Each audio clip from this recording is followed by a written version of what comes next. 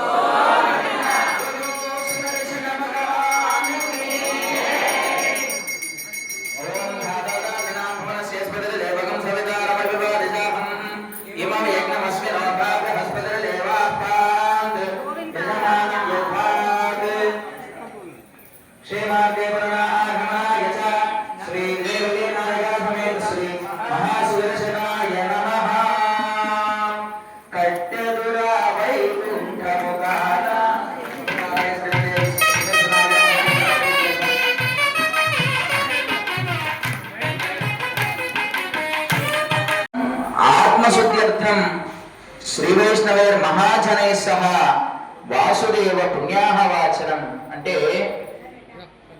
మనందరం కూడా చక్కగా మనము శుద్ధిగానే స్నానం చేసేస్తాం, అవునా కాదా? కానీ అయ్యా నిశ్శబ్దంగా ఉండాలి,